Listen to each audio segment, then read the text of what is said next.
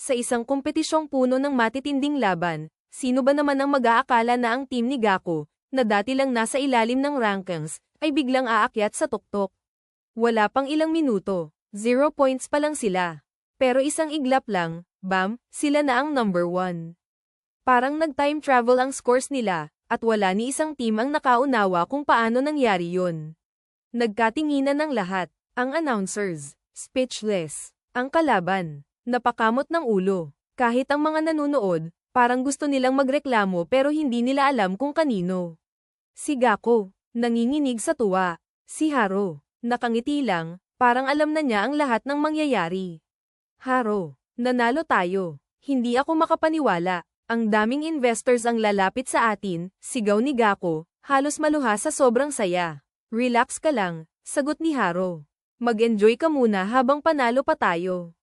Pero hindi pa sila nakakatapos mag-celebrate, biglang pumasok si Mr. Manager ng Kahiraim, galit na galit, parang may dalang masamang balita.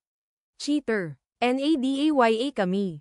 Dapat kami ang panalo, sigaw niya habang dumiretso sa test management. At ayun na nga. Ilang saglit lang, may lumabas na bagong announcement. Ang team ni Gako ay disqualified. Bagsak ang mukha ni Gako. Si Haro, nagkibit balikat lang. Lumabas ang balita, gumamit sila ng aluminum fragments para pigilan ang signal. Parang mission imposible lang ang dating. At dahil dito, ang tunay na panalo ay ang Team America Crackers. Tahimik si Gako. Hindi niya alam kung matatawa o maiiyak. Samantalang si Haro, cool na cool pa rin. Men, niluto tong laban, reklamo ni Gako. Relax ka lang, sagot ni Haro. Kahit na-disqualify tayo, nakita na ng investors kung sino ang tunay na bida. At tama nga siya, habang ang manager ng Kahiraim ay nagdiriwang sa headquarters, mukhang hindi naman impressed ang kanilang boss na si Kahiraim. Tapos na ang problema, boss. Wala na sina Haro at Gako, sigaw ng manager. Okay. Anyway, bilhin mo sila. Sagot ni Kahiraim na parang walang pakialam. Naguluhan ang manager. Hindi ba tayo dapat galit? No. Investment yan, bro. Sagot lang ni Kahiraim. Ang pagpasok sa mundo ng mayayaman, samantala, habang nagmumuni-muni sina Gako at Haro sa kanilang kapalaran, biglang lumapit sa kanila si Kedoin, isang misteryosong negosyante. Sumama kayo sa akin, sabi niya.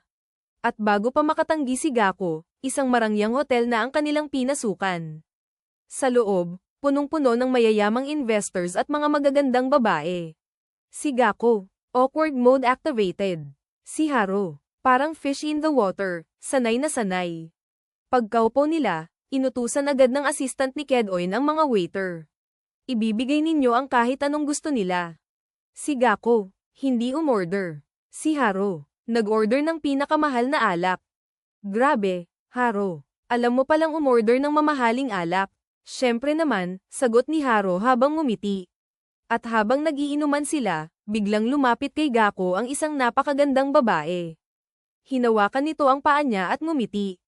Ang cute mo, sabi ng babae. Ako. Hindi naman, sagot ni Gako habang nagbablush. Pero bago pa niya ma-process ang nangyayari, biglang nagsalita si Haro ng isang napakalakas at nakakagulat na statement. Ako, virgin ako, biglang tumigil ang music, napatigil ang mga tao sa pag-uusap. NAPALINGON ang lahat. Si Gako, gusto na lang lumubog sa lupa. Haro, bakit mo sinabi yan? Bulong niya, pero wala na, huli na ang lahat. Wala namang masama, di ba? Sagot ni Haro na parang wala lang. Tumawa lang si Kedoin. Wala namang problema yan, bro. Dito, ikaw ang pipili ng kahit sinong gusto mo. Si Haro, nagtaas ng kamay at sinabing, gusto ko silang lahat. Si Gako, facepalm mode activated. At habang nagkakatuwaan ang lahat, biglang nagseryoso si Kedoin. Handa akong mag-invest ng 30 milyong yen kapalit ng 20% shares ninyo. Nagkatinginan sina Gako at Haro. 30 milyon. Jackpot. Pwede bang gawing 15% na lang ang shares? Tanong ni Haro. Loko to pero sige na nga, sagot ni Kedoin. Pero bago pa sila magkasundo, biglang ngumiti si Kedoin at nagsabing, may final test kayo. Si Gako, kinabahan bigla. Ano yan? Tanong niya. Simple lang. Kailangan ninyong pumili ng isang babae dito sa lounge. Si Gako, gusto nang umuwi. Si Haro, biglang nawala. Nasaan si Haro? Tanong ni Kedoin. May kinausap siyang babae, pero di ko alam kung nasaan na siya ngayon. Sagot ni Gako. Akala ko virgin siya, sagot ni Kedoin.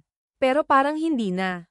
Samantala, sa isang madilim na bahagi ng gusali, si Haro ay kasama na ng isang babae. Kung nagustuhan nyo, pakipindot na lang ng like at subscribe baka makaisa man lang, hanggang sa muli paalam.